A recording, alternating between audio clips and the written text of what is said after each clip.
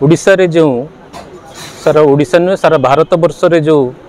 गणतंत्र महापर्व निर्वाचन होगा को जाउची सेही परिप्रेक्षी रे मु किछि कहबा को चाहूची। भारत वर्ष रे दीर्घ 10 वर्ष धरी यशस्वी प्रधानमंत्री नरेंद्र मोदी जी नेतृत्व में जो सब जुगान्तकारी पदक्षेप निया जाइछि ता आपण माने समस्त अवगत अछंती एवं 2024 रे जो निर्वाचन होची मोदी जो डाकरा देइछंती विकसित भारतर डाकरा मोदी ग्यारंटी रो कथा आज आम समस्ते सारा भारतवासी ता सहित ओडिशावासी भद्रकवासी मध्य जोड़ी होती एतिकी कहबाकू चाहिए मु ए अवसर रे खाली मोदी ग्यारंटी एवं विकसित भारतर संकल्प सहित ओडिशा रे जो विगत 24 वर्ष धरी जो सरकार चली आज ओडिशावासी स्थिर कर सारे ओडिशा रे परिवर्तन करेंगे ओडिशा रे डबल इंजिन सरकार होगा को जाउची। भद्रक कथा जी कहबी भद्रकवासी दीर्घ 24 वर्ष भितर जो सबू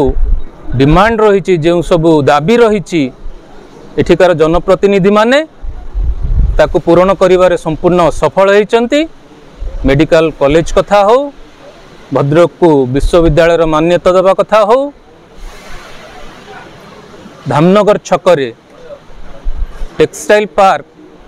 केंद्रीय अनुमोदन पाई सारी सत्वे 3 वर्ष पूर्वर एपर्यंत भित्तिभूमि विकास करी राज्य सरकार ताको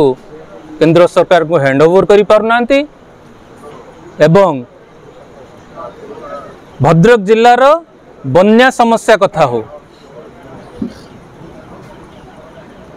मु भाबुची भद्रक जिल्लाटा ओडिशा रे नाही भद्रक जिला अफगानिस्तान रे बोधे कहीं ना आपण मैंने देखिथिबे जाजपुर साइड रो बंधर जोपरी सुदृढ़ीकरण करा जाइछि भद्रक जिला पटकू जो बंध अच्छी ताकू कहीं एमती अवहेला करा जाउछि उपेक्षा करा जाइछि। बन्या पानी सबू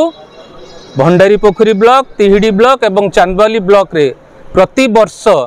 जनसाधारण को जोपरी भाव में प्रभावित करिथाए ता आपण माने समस्ते जानिछंती। एठारे जो निर्वाचित प्रतिनिधि माने जाइछंती केते थर ए विषय रे विधानसभा रे हो किंबा लोकसभा रे हो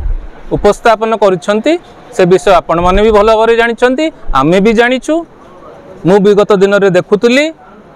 किछि प्रतिनिधि माने गणमाध्यम को वार्ता देवा समय कहिछंती एतिकी प्रश्न मु पचारली ए कामटा मु करिछि हाईवे रे जेतिकी पोलो होइछि मु करिछि रेलवे स्टेशन मु करिछि प्रकृत रे आपण माने एते सब जदि कले ताहले आज का दिन रे बिजू जनता दल एते नर्वस अच्छी कौन पाई जदि 24 वर्ष शासन भितरे बीजेपी रु नहीं कि लोकों को आपण माने प्रार्थी करूछंती ताले 24 वर्ष भितर आपण जहा करिछंती आपणकर भी कॉन्फिडेंस नहीं आपण मान को लोक माने समर्थन देबे बोली तेणु ये सरकार संपूर्ण एक स्थाणु सरकार अपारग सरकार ये मुख्यमंत्री साधारण जनता सहित नांती जनता भितर को जाऊ नांती जनता दुख बुझु नांती एठारे कार सरकार चलची एठारे प्रॉक्सी सरकार चलची आ ये व्यवस्था को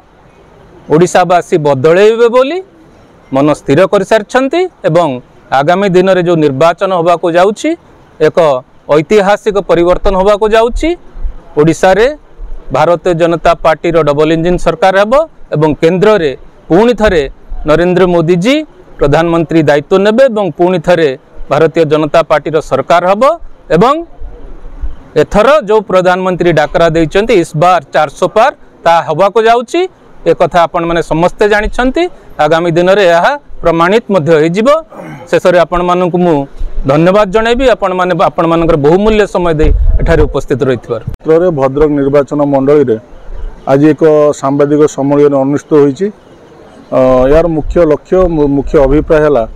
भद्रक जिले में जोपरी भाव भद्रक जिला को प्रति क्षेत्र में उपेक्षित कराई तार किपरि से सब विषय वस्तु लोकालोचन को आसो से आज सांबादिक सम्मेलन आयोजन होता एवं एठारे सबू सांबादिक बंधु मैंने उपस्थित एवं वरिष्ठ सांबादिक मैंने आमको भद्रक जिला जो जो समस्या मौलिक समस्या गुड़िक रही से समस्या विषय एवं तार समाधान विषय आमको मार्गदर्शन करते ଯେଉଁପରି ଭାବେ ଭଦ୍ରକରେ ଶାସକ ଦଳ ଭଦ୍ରକବାସୀ ଦୀର୍ଘ ବର୍ଷ ବର୍ଷ ଧରି ଶାସକ ଦଳ ଉପରେ ବିଶ୍ୱାସ କରି ଆସିଛନ୍ତି, କିନ୍ତୁ ତାର ପ୍ରତିବଦଳରେ ଭଦ୍ରକବାସୀ ଆଜି ପର୍ଯ୍ୟନ୍ତ ସବୁ କ୍ଷେତ୍ରରେ ପ୍ରତାରିତ। ତ ଉପଯୁକ୍ତ ସମୟ ଆସିଛି ସରकारକୁ ପରିବର୍ତ୍ତନ କରିବାର,